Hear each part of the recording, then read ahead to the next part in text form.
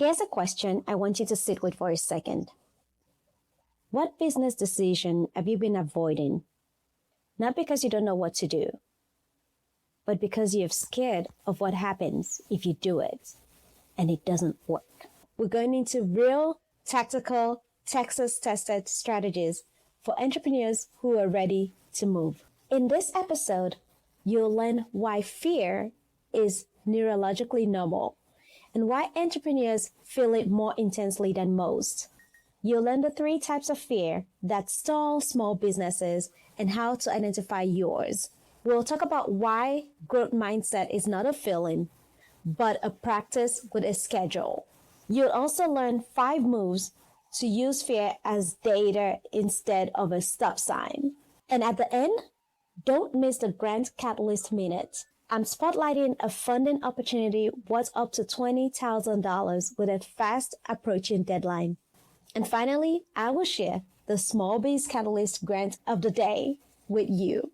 Let's jump in. Hello, and welcome to Small Biz Catalyst. This show is for entrepreneurs who want to consistently make a growing 6-figure salary from their business. I've empowered over 20,000 students and entrepreneurs through financial leadership workshops, training, and courses.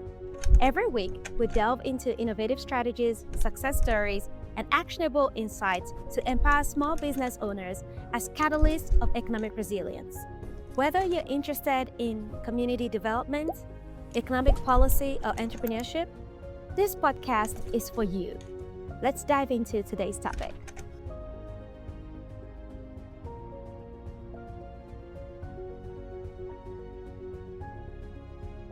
A few months ago, I took my daughter out to drive. I was teaching her how to drive. If you've ever been in a passenger seat with a learner driver, you know the specific flavor of terror that comes with that role. We got to our practice area and she did everything right. She checked the mirrors, checked the light, made sure our seat was right, turned in everything that needed to be turned in, checked, pulled out, was appropriate. And we had practiced in that parking lot for a few minutes. And when I saw that she had gotten comfortable, I told her to drive towards the light. She was going to take us home. My daughter was terrified. She had never driven on a main street. She had never driven past one red light. I don't think she had actually ever driven past any light. And she had avoided going on a frontage road.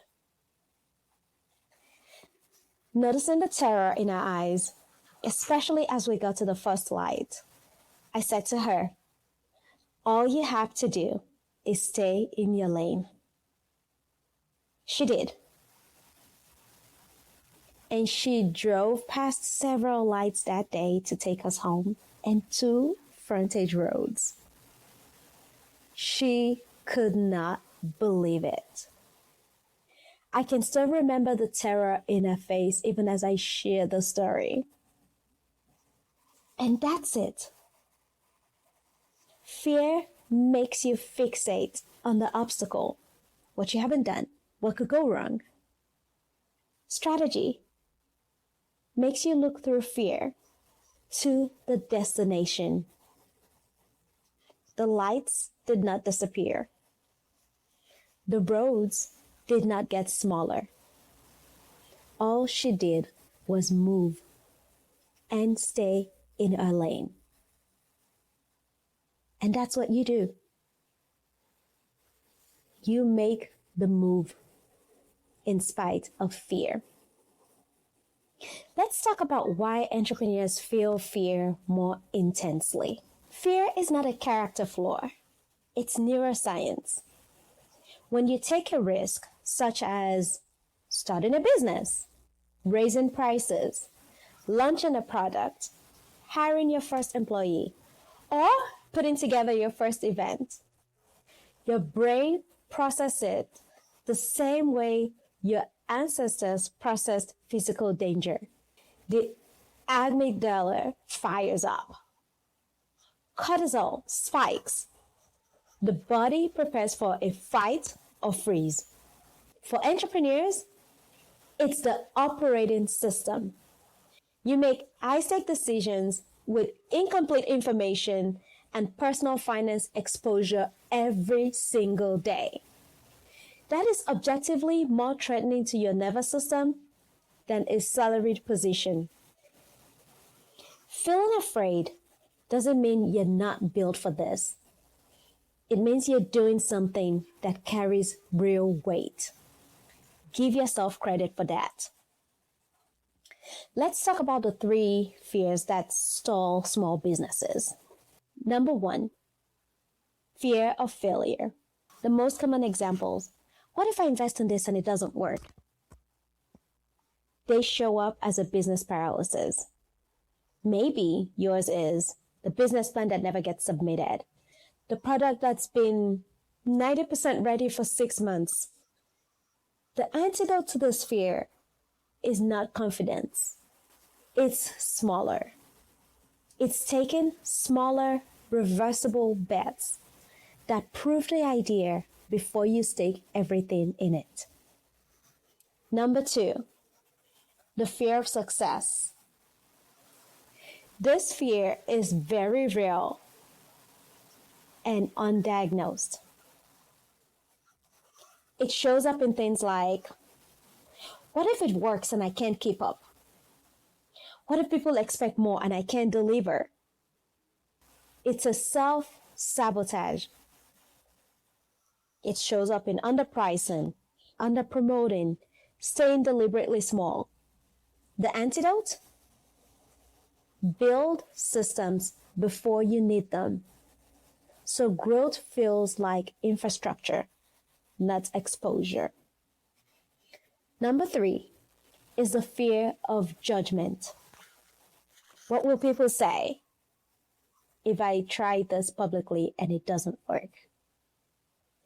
This keeps business owners off social media, out of pitch rooms, away from audiences who need them. There's an antidote for this fear. It's recognizing that your competitor is already in the room you're afraid to enter, and they're collecting the opportunity you left behind. A growth mindset is not a feeling. It's a practice. Growth mindset has been talked about so much in entrepreneurship circle that it's almost lost its meaning. People think it's a personality type, something you either have or you don't. Carol Dweck defines a growth mindset like this.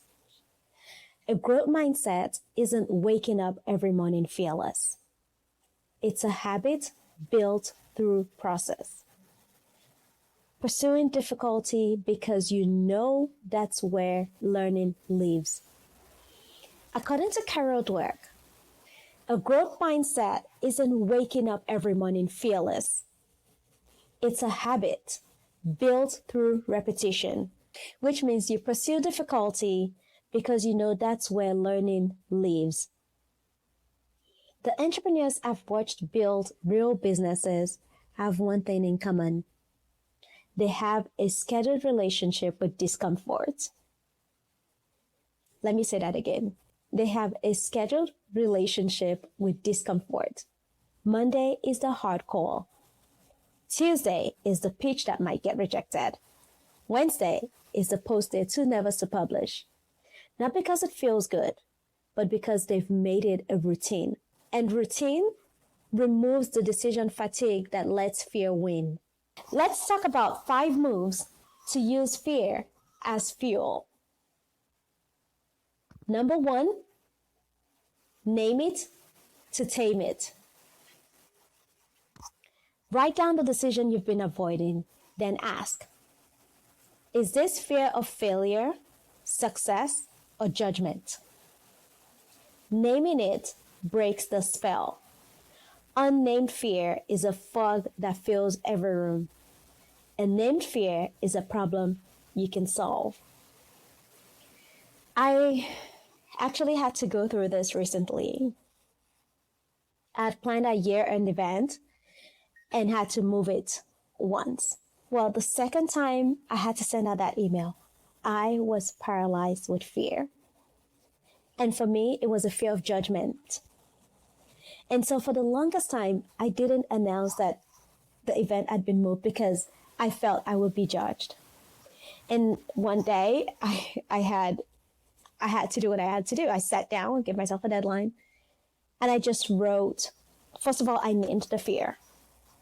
And then I sent out an email to our team and to our attendees that the event had been moved. The thing is, I never expected the responses that I got. And so for you, maybe you don't have to share, but I know that the relief that I got was tremendous. And all of a sudden, as I let go of the fear, I actually came up with new ways, ideas, and plan to actually make the event a better experience for everyone. And that would not have happened if I didn't address that fear. 2, make the bet smaller. Most entrepreneurial fear is a bet size, not direction. You already know what you need to do. The stakes feel too high. Shrink them. So, launch one product instead of a full line of products. Hire a contractor for 10 hours before a full-time salary. Test a pop-up before signing a lease. Fear shrinks when the risk is reversible. Move number 3. Build a fear inventory. List every decision you've been avoiding in your business. Is it marketing, pitching, hiring, partnerships, systems?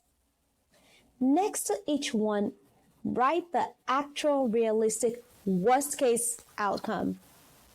Not the catastrophic version, the real one. Almost every time, the realistic worst case is survivable. That changes the relationship with the risk entirely. Move number 4. Find your accountability driver. Tell one person.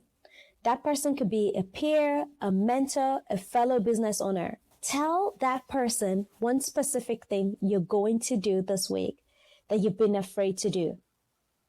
Give them a deadline. When you speak a commitment out loud to another person, your brain treats it as a reality in a way that it does not treat a private intention. Move number 5. Reframe the question. Most entrepreneurs ask, what if this fails? Start asking, what does staying here cost me? Staying in fear is not neutral. It has a price. It could be unearned revenue. It could be customers that you do not reach. It could be the version of your business that never gets built. Name that cost. Then decide which risk you actually are willing to take. Hey dear, if you're just joining us, this is Small Biz Catalyst. We would like to invite you into our Tag a Business team. Here's what you need to do. Nominate a small business of your choice. Tag them on our website at smallbizcatalyst.org. That's small, BIZCATALYST.org. Tell us your name. Give us your email address because that's how we'll be able to tell you if you're a winner or not. And then give us a website to a business of your choice. It could be your business or somebody else's. Once you've tagged a business, you'll be entered for a $25 drawing to a local business of your choice. We'll announce winners every month. And now, back to the show.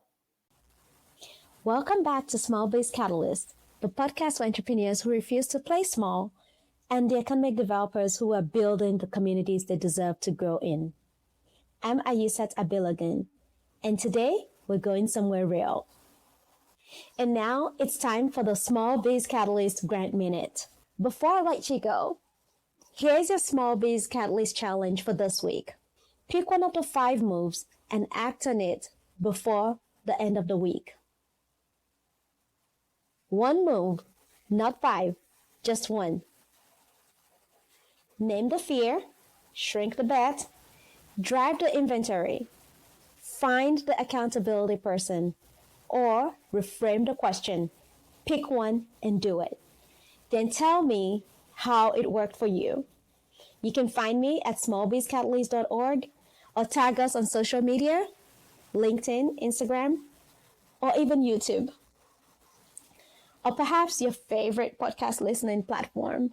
Today's grant spotlight is the Intuit QuickBooks and MailChimp Small Business Hero Program. The maximum grant amount is $20,000 to 3 winners per quarter. The deadline is May 15th. It's coming up fast. You can apply if you're over the age of 18 and you demonstrate courage, perseverance, and integrity. This grant is open to anyone. But here's a caveat. You don't nominate yourself. You nominate a business in the community that you believe in. If there's a small business owner who's struggling with fear right now, please nominate them. And while you're at it, don't forget to nominate us. For more information about this grant, visit quickbooks.intuit.com/small-business-hero-program. Of course, for additional resources, visit us at smallbizcatalyst.org/resources.